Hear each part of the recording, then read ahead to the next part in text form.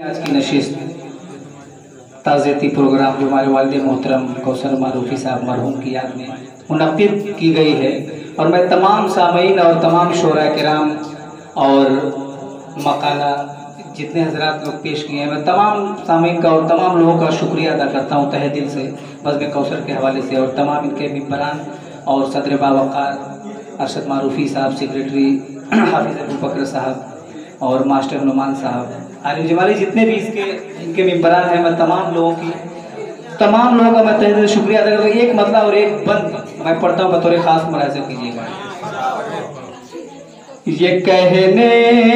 लगे हैं सुखनवर, अबू हुरैरा साहब आपका भी बहुत बहुत शुक्रिया, आपने पूरे प्रोग्राम को अपने तरीके से संभाला। ये कहने लगे हैं सुखनवर, कभी जिक्र छिड़ता है जब अहले फन का, के यानी कलमकार शेरों सुखन का बहुत याद आते हैं कौसर। ये कहने लगे हैं सुखनवर, हुए अश्क आलूद सारे हुनरवर, उठा है जमाने से ऐसा सुखनवर, है बेकैफिया छाई बज़ में अदब में, के बेचैनिया छाई है देखो सब में, के हर दिल में छाया हुआ रंग जो हम है, के हर आदमी की हुई आँख नम है, गया बहर फन का शनावर, बहुत याद आते